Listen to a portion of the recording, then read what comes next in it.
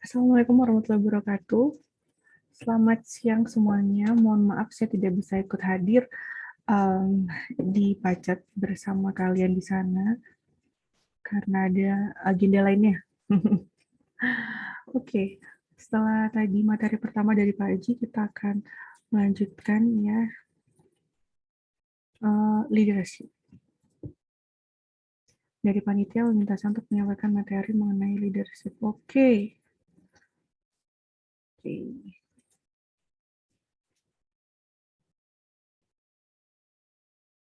Leadership. Seperti biasa kalau bikin PPT ada profil saya. Itu tadi pendidikan akademis, dan ini pendidikan non-akademis ya, keahlian, ada Certified Hospitality Educator, ada Certified Professional Digital Marketing, dan Certified Care Service Professional. Oke, ini ada quotes dari Bill Gates ya, yang sekarang jadi tokoh leader terbaik lah gitu, kayak di masa sekarang gitu ya. Yang sebelumnya mungkin ada Mahatma Gandhi, ada presiden-presiden Amerika. Mari kita baca. As we look ahead into the next century, leader will be those who empower others. Jadi kalau kita ngeliat ke masa yang akan datang, leader yang baik, yang dikatakan leader yang baik itu mereka yang leader yang bisa mengempower para SDM di sekitarnya. Hai Zafira dan juga Tasya. Diharapkan kalian bisa mengempower ya, bisa empower, mengencourage juga para staff-staff dan kadif-kadif di semua divisi. Next, kita akan membahas sedikit mengenai modes of learning. Jadi, selain mempelajari tentang diri kita sendiri, ada juga beberapa tipe pembelajaran gitu ya. Jadi, untuk bisa menjadi contoh yang baik mungkin lah bagi organisasi kalian gitu, mungkin bisa dimengerti dulu gitu dari masing-masing individunya, types of learning-nya itu kayak gimana, dan juga mungkin tipe personality-nya itu yang seperti apa. Karena itu akan membantu pendekatan-pendekatan dan juga tipe belajar bagaimana yang sesuai dengan individu masing-masing. Yang pertama di sini ada hierarchical individual, ada distributed individual, ada hierarchical collective, dan ada distributed collective. Akan kita breakdown lagi. Nah, di hierarchical individual, learning goals-nya. Academic content is the most important thing that individuals learn. Academic learning can be measured and assessed. Nih, kalau di hierarchical individual, academic learning-nya ini sangat penting gitu ya untuk mereka. Dan juga ada beberapa tes dan parameter yang bisa digunakan untuk mengukur sejauh mana pengetahuan akademik mereka ini. Kemudian responsibility for learning-nya, individuals are responsible for success as learners, and authorities are accountable and measurable growth in individual learning. Jadi mereka ada tanggung jawabnya gitu. Kalau mereka belajar, kalau mereka memahami sesuatu gitu, mereka kayak akhirnya bertanggung jawab untuk bisa mensukseskannya misalnya, atau dikasih satu proker gitu, prokernya harus sukses kayak gitu guys. How learning happens. Nah, gimana cara pembelajarannya di tipe hierarchical individual ini? Individual learning comes from the effort that individuals invest in their academic work. Jadi mereka mengandalkan academic education-nya di situ. Teachers provide the academic works and knowledge that learners must acquire. Jadi mereka akan menerima apa yang diberikan oleh teachers-nya gitu, tanpa mereka menambah kayak belajar otodidak gitu, enggak. Itu di hierarchical individual. Ada orang yang hanya menerima apa yang diberikan. Kemudian di social structure-nya, Youth require strong adult guidance in order to learn. Di people yang masih youth, gimana yang ngomongnya, yang di remaja-remaja mungkin ya, mereka masih membutuhkan bimbingan dari orang dewasa untuk belajar. Kalau di hierarchical individual sih. Jadi karena judulnya aja hierarchical individual, jadi dia percaya sama kayak seniornya atau teachersnya itu tadi, mereka hanya menerima apa yang teachersnya kasih gitu, tanpa menambah sendiri. Kemudian social success juga individuals who do well in school deserve social and academic success. Nah, menurut mereka, kalau mereka udah sukses di school, di education-nya gitu, itu udah termasuk sukses gitu in life. Itu parameternya mereka. Kemudian bagaimana mereka di defining success? Success is based on the measurements of student learning, gitu ya. Benar kan? Jadi kalau yang di sini tuh di hierarchical individual, mereka sukses itu terukur dari pengetahuan akademisnya, ya. Based on measurement of student learning. Jadi apa yang mereka pelajari ya itu sukses lah gitu, yang dipelajari di sekolah gitu, tanpa menambah pengetahuan dari luar di sosial atau belajar otodidak seperti tadi. Kemudian standards and assessment represent society agreement on what students should learn. Ada standar-standarnya gitu yang diberikan dari masyarakat itu ya hanya sebatas apa yang mereka harus ketahui, karena mereka ada rasa ingin tahu lebih. Oke, itu ya ada di hierarchical individual. Lanjut ada lagi hierarchical collective. Bedanya apa? Banyak bedanya dari learning goals-nya. The value expressed in an institution's goal and rules represent community values. Kalau yang tadi yang pertama apa? Individuals learn kan, apa yang mereka dapatkan di diri mereka sendiri. Nah, kalau yang di hierarchical collective, mereka mendapatkan nilai-nilai yang ada di masyarakat juga dan di institusional, apa di pemerintahan, government-nya, gitu.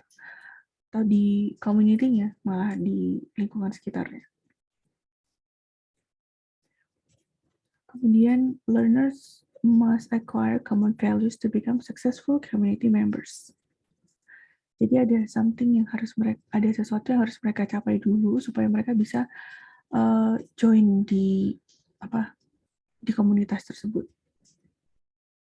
Beda ya sama yang hierarchical individual tadi. Kemudian di responsibility for learning ya, learning comes from internalizing an institution, communal values and behavior. Jadi apa yang ada, misalnya kayak etika-etika di masyarakat gitu ya. Kemudian peraturan pemerintah kayak patuh nyebrang, sesimpel nyebrang di zebra cross itu pas nyebrang di zebra crossnya jarak 50 meter aja dia nggak mau, harus pas nyebrang di zebra crossnya. Kan biasanya kan ada tuh yang nyebrang nggak di zebra crossnya udah nyebrang aja gitu kan ya, lu kejauhan nunggu zebra crossnya gitu. Nah kalau di hierarchical collective ini nggak, dia taat. Kemudian how learning happens. Learning comes from working respectfully and collaboratively with others. Sesuai dengan klasifikasinya, hierarchical collective. Jadi dia nggak individual, tapi dia lebih bisa berbaur gitu dengan masyarakat, dengan yang lainnya gitu, nggak individual. Adults guide learners and help the masters how to work well in groups. Jadi kayak yang lebih senior bisa memberikan guidance ke para youngers-nya gitu. Gimana sih kalau di grup ini gitu, nilai-nilai apa saja yang ditanamkan di sana gitu, kayak apa saja yang etika-etika apa yang dipercayai kayak gitu lah misalnya. Kemudian bagaimana mereka mendefinisikan sukses? Learners succeed when they participate productively and collaboratively in a community. Jadi kalau mereka sudah bisa gabung ke suatu komunitas dan produktif lah di situ, ikut semua kegiatannya, misalnya aktif terlibat, itu bisa dikatakan sukses. Nah, apakah ada di antara kalian yang masih belum engage? Coba mulai direfleksi, guys. The social and cognitive skills essential to success are not easily measured. Itu tadi yang ada di kuadran kiri ya, yang hierarchical. Yang ini distributed. Kemudian ada distributed individual, ada distributed collective. Gimana yang distributed individual ini? Learning goals-nya itu learners learn from their own benefits to develop knowledge and skill as they want. Jadi mereka pengen tahu apa, mereka belajar apa, ya udah itu aja. Sesuai dengan yang mereka inginkan gitu. Kadang ada yang misalnya udah dikasih gitu ya. Misalnya teachersnya ngasih apa gitu, nyuruh apa gitu, tapi itu nggak sesuai dengan keinginan mereka akan berjalan sendiri. Ini ada di distributed individual. Kemudian ada responsibility for learning. Ya, individuals are responsible for what they learn, when they learn, and how they learn. Itu ya. Jadi mereka gimana mereka mau mempelajarinya, kapan dan bagaimana itu terserah mereka. Mereka atur sendiri. Gak bisa tuh di jadwal-jadwal. Besok ikut tes ini, nggak bisa. Karena mereka punya timeline sendiri. Individual choose what to learn based on their values, interests, and aptitudes. Nah, itu tadi. Sesuai dengan keinginannya, apa yang mereka percayai, apa yang ingin mereka pelajari, itu udah itu aja gitu. Misalnya, kau belajar bahasa Perancis. Nah, gak pengen aku nggak belajar mereka. Meskipun misalnya, sekarang di hotel tuh banyak orang Prancis nginep di hotel. Di Indonesia tuh banyak turis arrival-nya tuh dari Prancis. Belajar bahasa Prancis pasti dicari itu skill-nya di hotel-hotel. Kalau di distributed individual ini nggak tertarik untuk belajar bahasa Prancis, ya nggak bakalan mereka belajar gitu. Itu ya. Kemudian how learning happens. Bagaimana mereka bisa belajar? Learning is an inherent biological imperative. People never stop learning. Learners must make sense of competing and this diverse source of knowledge. Jadi meskipun mereka nggak bisa didikte sama orang lain, tapi mereka punya keinginan untuk belajar terus-menerus gitu. Tapi sesuai dengan apa yang mereka inginkan aja gitu. Nggak bisa kita tambah-tambahin, kita suruh-suruh nggak bisa. Kemudian di social structure-nya, learning occurs through voluntary, individual inquiry, and social interaction. Dia namanya juga individual ya, kayak jadi voluntary individual inquiry. Ya kalau udah ngerasa harus belajar, baru belajar. Kapan waktunya mereka yang menentukan sendiri. Sources for learning are broadly distributed throughout society, including but not limited to formal and informal educational institutions. Mereka bisa ngambil edukasi atau mengambil kelas lah gitu di les mana gitu, formal atau informal gitu bisa, tapi yang sesuai dengan apa yang mereka inginkan. Kemudian bagaimana mereka mendefinisikan sukses? Sukses is determined by the individual learner based on what the learner's goals and ambition. Jadi mereka udah ada goals-nya gitu ya. Aku pengen belajar ini, oke. Sampai dia bisa, baru dia bisa katakan sukses. Baru dia bisa mengatakan dirinya sukses. Yang terakhir, ada distributed collective. Learning goals-nya apa? Learners learn what is of interest to them and to members of their learning networks. Jadi dia nggak belajar buat dirinya dia sendiri, tapi juga untuk komunitasnya.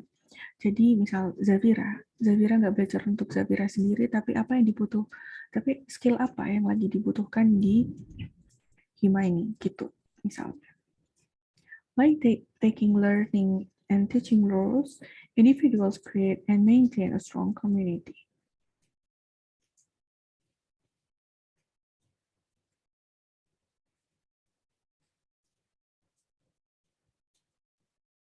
Selanjutnya, responsibility for learning.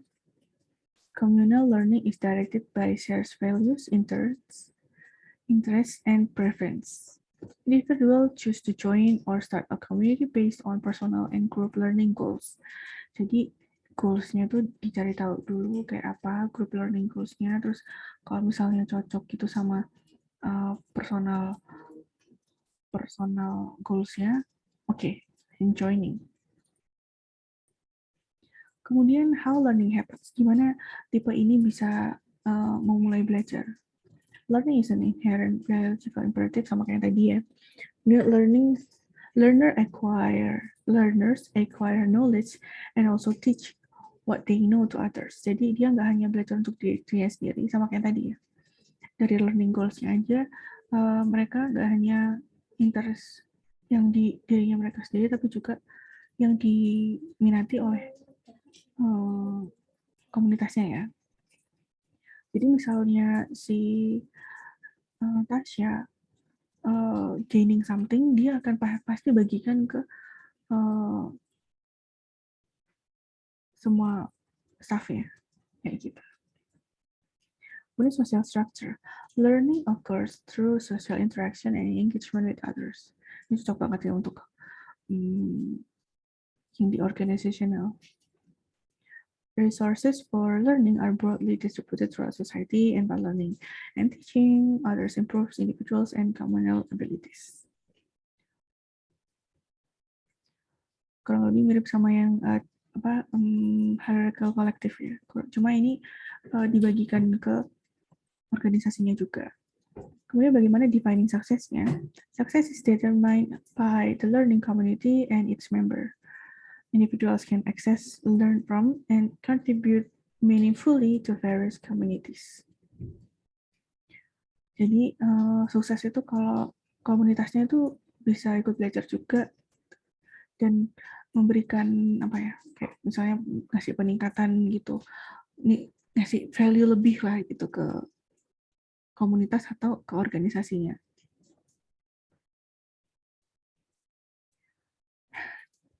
Ini udah dibacain ya, kurang lebih sama. Nah, ini tadi yang belajar mengenai kayak apa ya, modes-nya, types of learning-nya gitu dari masing-masing individu, gimana dia mempersepsikan dirinya di masyarakat, di individual, di personalnya mereka. Ada tipe-tipenya. Kemudian selanjutnya, nah, belajar tentang diri sendiri. Silakan membuka link ini ya. Nanti saya share ke Egil atau ke siapa lah. Anak-anak nanti saya share. Kemudian nanti saya kasih juga link Google Form ya untuk mengumpulkan hasilnya. Jadi screenshot nanti hasilnya apa. Dikirim ke Google Form ya. Kirim ke saya.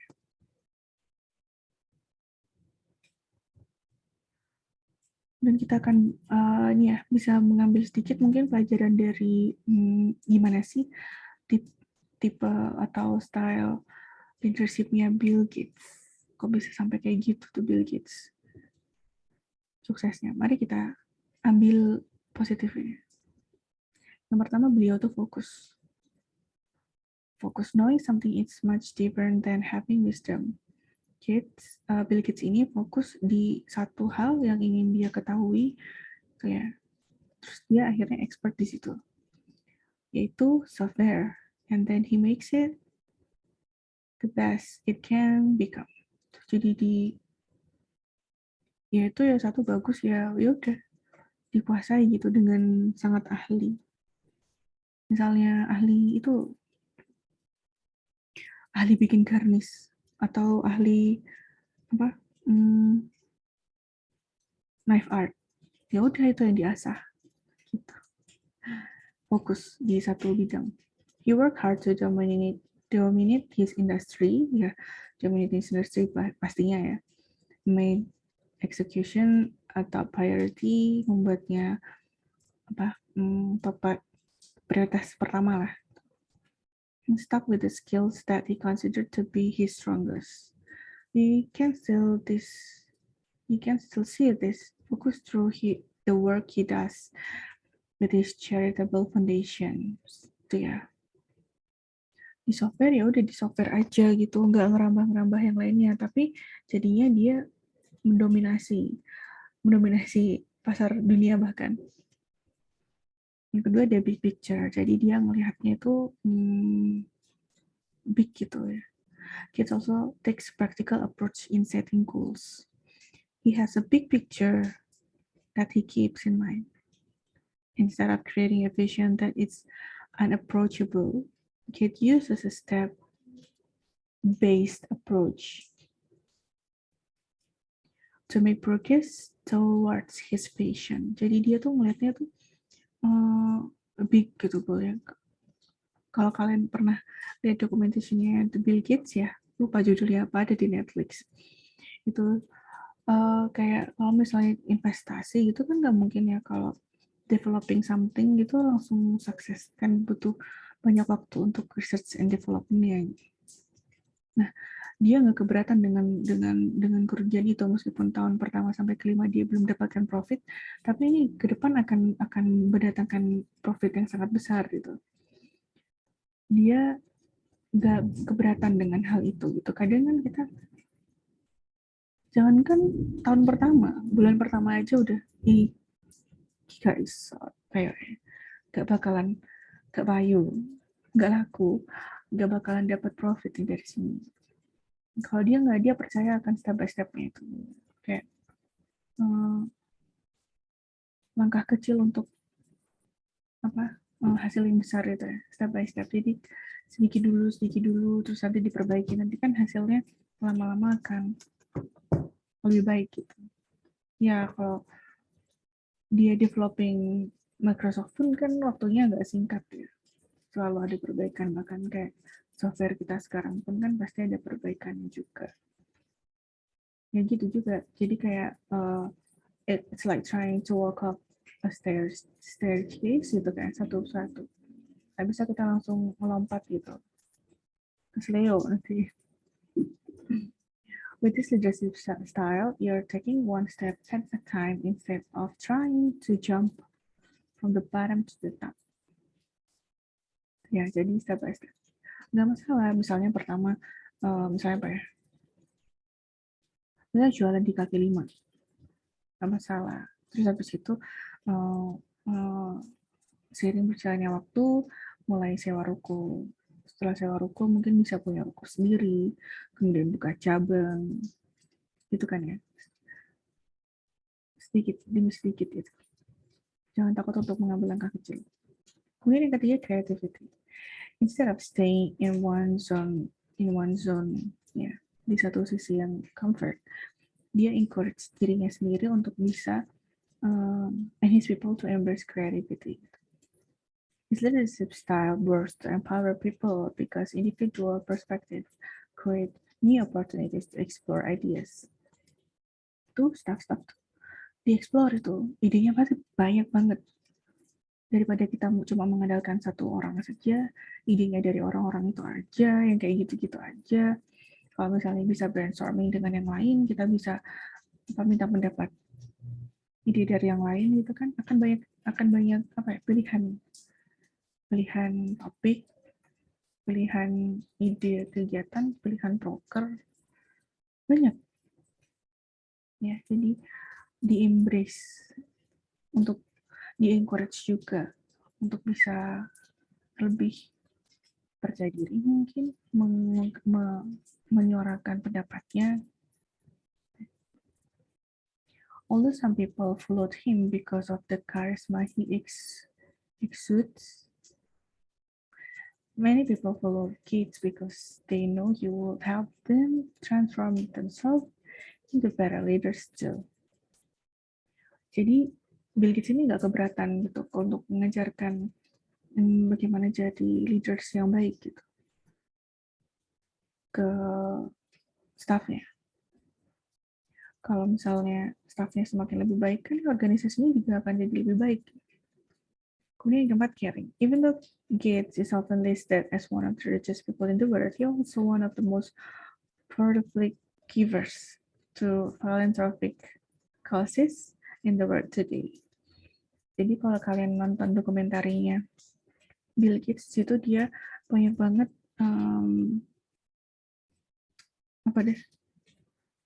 proyek-proyek sosial, banyak banget, khususnya di Afrika. Karena cuma Bill Gates doang yang nggak ada proyek ke orang angkasa, nggak kayak Jeff Bezos, nggak kayak Elon Musk. Karena kalau nggak salah di akhir dokumentasinya tuh kita ini hidup di bumi. Kalau bukan kita yang memperbaiki, siapa lagi kayak gitu. Jadi kalau yang lain mungkin lebih cari solusi gimana nanti kita meninggalkan bumi kalau bumi udah nggak bisa ditinggali, tidak layak ditinggali oleh manusia, pindah ke luar angkasa. Sedangkan kalau Bill Gates dia lebih membenahi yang ada di dunia ini. Itu kalau Bill Gates bahkan sampai ke salah satu foundernya mungkin ya. Salah satu kok serum kan wajah,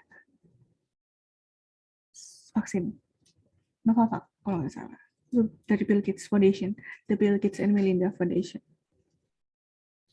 foundingnya yang ada di sana. In 2010, di 2010, Gates dan Warren Buffett, foundation, the Bill Gates and Melinda Foundation itu kerjasama sama the Warren Buffett, yang ngelola keuangannya itu si Warren Buffett. Kalian tahu Warren Buffett siapa? Silakan browsing. Promised to give away a majority of his wealth. Lebih dari 28 miliar ya, has been donated to his foundation, the Bill Gates and Melinda Foundation, with the goal of giving away 90 miliar in time. That caring attitude was also present in the workplace, making sure people had the best possible opportunity to find success if they wanted. Jadi nggak cuma untuk kasus-kasus atau proyek-proyek kemanusiaan aja, tapi juga untuk karyawan-karyawan yang ada di Microsoft. Kalian nonton deh itu, jadi kalian tahu kayak behavior-nya si Bill Gates ini kayak mana. Oke, lanjut. Yang kelima, education-nya. Bill Gates may have dropped out of school, but that doesn't mean he ignores what a good education is able to provide. Learning is a long life process under his leadership style. There's always something new to learn every day if one is willing to look for it in their life. Even after he helped to found Microsoft and to build it into a software empire, Gates was working on his public speaking skills, his communication skills, and ways that he could improve social interaction with others. Jadi gini guys, Bill Gates mungkin drop out, terus Mark Zuckerberg mungkin drop out, ya. Tapi kalian cek drop outnya dari mana?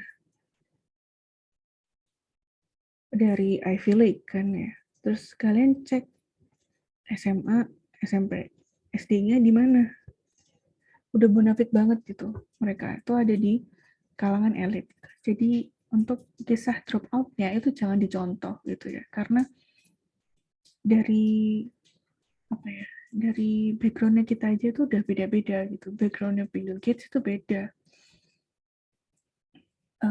ibunya Bill Gates itu salah satu founder council di mana sih, New York ya, apa mana sih kalau nggak salah, pokoknya salah satu pimpinan lah di daerah itu, sampai bisa kenal Warren Buffett. Yang mengenalkan Bill Gates ke Warren Buffett adalah ibunya. Tuh guys, Warren Buffett ini gitu ya, dia kayak investor, dia banyak banget sahamnya. Kalau kalian coba di browsing ya. Itu guys. Jadi meskipun Bill Gates ini, ya itu tadi ya, cerita lainnya, drop out dari, bukan school, dari college-nya. Kalau school mah enggak, dia mah tetap lulusan SMA. SMA pun di sana kan ada diploma apa gitu kan ya, setara dengan seperti itu. Dia tetap improving skill public speaking-nya, communication-nya, itu tetap ada skill-skill yang beliau improve gitu. Meskipun sudah tajir melintir gitu ya, tapi nggak apa ya, nggak menghentikan semangat untuk belajarnya. Kan ya ngomong di depan orang banyak juga kan butuh public speaking skills, butuh communication skills juga.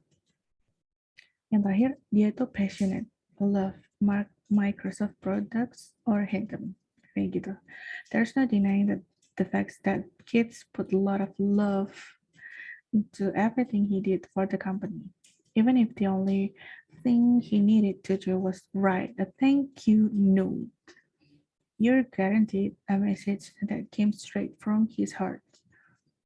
Like many transformational leaders, the belief of Bill Gates is that if something is wrong doing, then it's worth doing the best of one's ability. Jadi sampai kayak ucapan terima kasih gitu ya, dia tulis sendiri. Gitu. Dan dia juga memberikan banyak apa ya, love itu apa, passionate ya, semangatnya, kerja kerasnya untuk Microsoft, kegigih lah kayak gitu ya. Setelah itu tadi ada 6 traits ya dari Bill Gates yang mungkin bisa kita adaptasi, bisa kita ambil contoh baiknya. Okay, back to the material.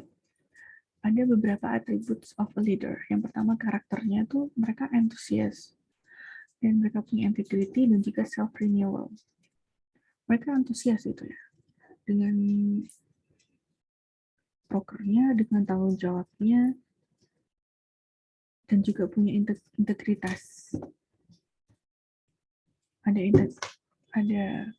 integrity, ada semangat.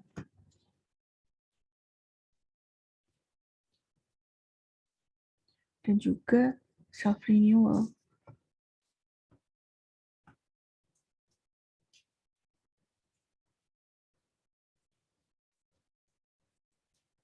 Self renewal ini mungkin seperti memperbarui skill-skillsnya mungkin. Ya.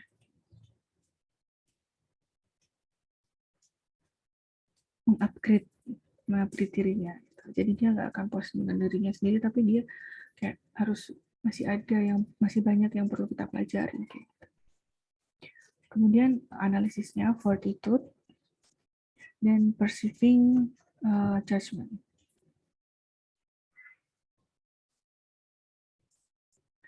Mereka kayak lebih tabah mungkin ya, kayak nggak baperan, kayak dianalisa dulu, kayak ini kenapa, ini dari mana, penyebabnya apa, kemudian dipikirkan solusinya kayak mana, terus bagaimana cara menyampaikannya.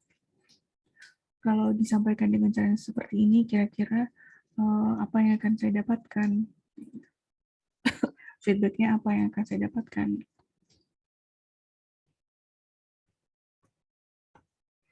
Tidak meledak-ledak mungkin juga.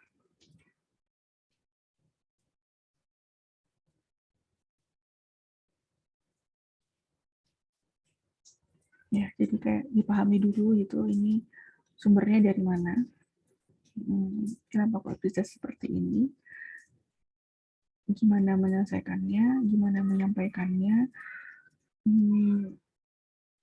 plus minusnya gimana gitu. Diprediksi dulu gitu. Nggak asal nyablak. Ya, dipikir dulu, right? Kemudian accomplishment-nya, performance, boldness, dan team building. Ada boldness-nya juga, jadi meskipun dia forward itu, tapi dia bold, ya, as a leader.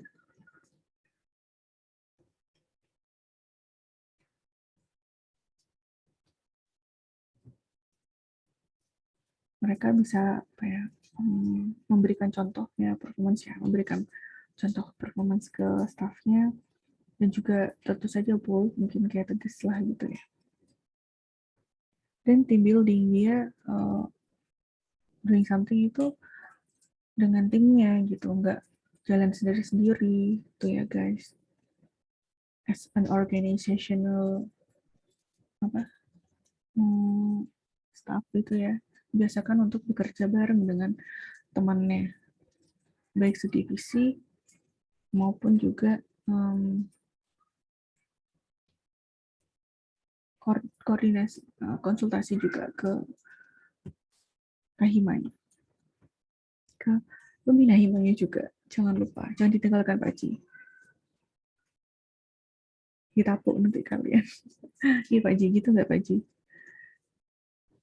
Kemudian di interaction-nya, diharapkan collaborating, inspiring, dan serving others. Ini sebenarnya traits-traits yang traits-nya leader. Jadi harus bisa mengajak kolaborasi, harus bisa menginspire others, dan juga bisa melayani sesama, nggak semuanya sendiri. Kemudian ada beberapa tipe dari behavior-nya para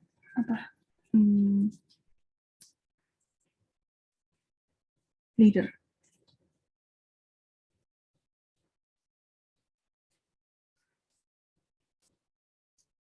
Ada telling, selling, ada testing,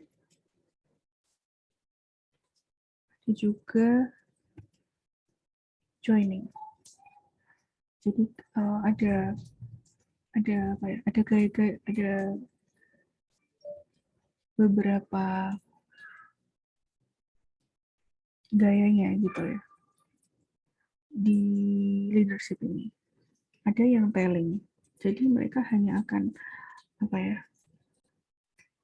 memberitahukan gitu, telling ke staffnya harus apa seperti itu.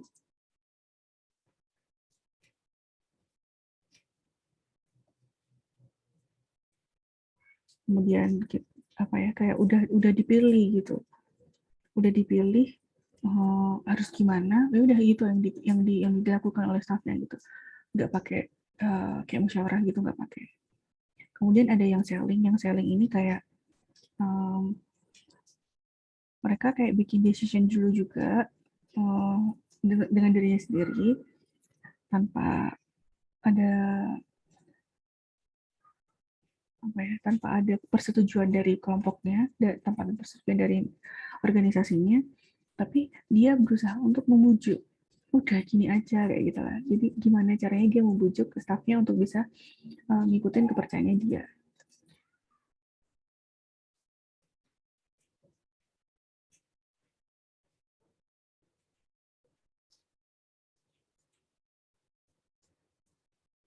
Kemudian ada testing yang belum. Leaders identify the problem and propose a tentative solution. Jadi kayak dia tuh ngetes dulu gitu. Kalau kayak gini, menurutmu kayak gimana? Gitu. Dites dulu. Terus consulting. Dia akan minta pendapat dari membersnya untuk apa ya, kayak kalau kayak gini tuh gimana? Jadi minta pendapat ke keseluruhan ya, ke seluruh grup gitu, ke seluruh staff. Kemudian kalau yang joining terakhir itu kayak ikut suara terbanyak tuh ya. Kalau yang di consulting mungkin dia cuma konsultasi aja, tapi keputusan terakhirnya ada di dia. Tapi kalau di joining dia ikut keputusan terbanyak. Kemudian sini ada leadership competencies, leadership abilities-nya gitu, kayak possess attributes kayak belief, values, ethic, character, knowledge, courage, and skills gitu. Mereka harus punya ini gitu, yang bisa di-follow oleh orang lain. Jadi kayak jadi leader tuh harus jadi contohnya gitu ya, kayak ada gitu yang bisa dicontoh buat orang lain gitu. Kemudian visioning, jadi mereka harus bisa apa ya, harus tahu gitu kira-kira area mana ya, area mana yang perlu area mana yang perlu improvement. Jadi dia udah tahu ke depan, oke, ke depan kayak butuh ini, ke depan kayak butuh ini. Bukan follower, karena leader ya. Dia udah bisa melihat yang mana yang perlu diperbaiki. Kemudian team building. Leaders develop high performance teams that come together and collaborate on a common mission or goal, rather than just letting objective go unassigned. Jadi kayak kerja bareng gitu ya, membangun tim bersama gitu, nggak aku dewe, nggak gitu, nggak dicol-col dewe gitu, nggak, tapi dibarengi. Win-win conflict resolution. Leaders effectively handle disagreement and conflict. They settle dispute by focusing on solving the problems without opening egos. They provide support and expertise to other leaders and evaluate the visibility of alternative dispute resolution mechanism. A good leader is hard on issues and soft on people. Jadi kayak win-win solution gitu ya, cari solusi terbaiknya sebelum dipropose gitu, dipikirin dulu, jangan asalnya nyablak ya, please, jangan asal nyablak guys. Kalian harus udah ada pemikiran gitu. Kalau misalnya aku nyebutin A, kira-kira mereka akan bereaksi seperti apa? Kalau misalnya aku nyebut B, mereka akan bereaksi seperti apa? Misalnya plan A nggak tercapai, harus ada plan-plan lainnya. Accurate situation assessment. Leaders take charge when the situation demands it and makes it right. Things happen on time. Adaptable ya. Jadi lebih baik kalau bisa beradaptasi dengan kegiatan apapun gitu ya. Jadi kayak misalnya ada something di tengah gitu, bisa oke, kita kesini aja. Oke, ada bisa memikirkan solusi dengan cepat gitu, adaptasi gitu, nggak kekeh. Misalnya mau ke Jakarta naik kereta, ternyata di satu daerah gitu banjir yang kira-kira butuh waktu 7 jam untuk surut gitu ya. Udah nggak bisa, kita harus naik kereta aja, nggak usah naik yang lain. Nggak sampai dong ke Jakarta. Gimana solusinya? Ini kan harus bisa mikirin solusi yang lain. Akhirnya pakai travel dari daerah situ kek, atau ganti naik pesawat kek, ya kan? Banyak alternatif lainnya. Training in coaching. Leaders know that even mistakes can be learning opportunities. Jadi meskipun gagal dalam sesuatu gitu, itu mereka bisa ngambil pelajaran gitu di situ. Di provide performance feedback gitu, nggak sungkan untuk minta feedback gitu. Kira-kira aku kurang apa gitu ya. Coaching and career development assistance to people in a way that maximizes individual and organizational success. Commitment to employee involvement. Nah, sebagai leader juga harus bisa berkomitmen bahwa semua kegiatan ini akan dilakukan secara bersama-sama gitu guys. Jangan satu suara aja gitu, kayak musyawarah kayak, apalagi Indonesia gotong royong ya, gotong royong kerja bareng gitu ya. Kayak ya dikasih kepercayaan lah gitu mereka itu untuk bisa mengeluarkan pendapatnya kayak, atau untuk melaksanakan proker. Here are itu Inside Bill's Brain. It's a documentary film. I think it's like 6 or 7 episodes of it. I watch it. And saya jadinya tahu gitu kayak Bill Gates kayak gimana, and I know some of his philanthropy works ya. Most of them are in Africa. Ya bagus banget lah kayak gimana awal mulanya Microsoft di situ ada. Terus kenapa dia drop out? Gimana dia bisa kenal sama Warren Buffett? Kalau yang Steve Jobs ini belum nonton. Ini next harus nonton. Ya banyak banget seperti biasa. Banyak banget film-film yang bisa kalian tonton yang gak hanya entertain tapi juga kalian bisa gaining something from that film gitu ya. Okay, I think that's it. Thank you for listening, dan jangan lupa untuk yang selanjutnya itu diberikan ke saya. Nanti saya kasih linknya untuk pengumpulannya. Thank you. Hati-hati di pacet. Pagi tetap anak-anak. Sampai jumpa lagi di kelas besok ya. Kelas HP online. Assalamualaikum warahmatullahi wabarakatuh.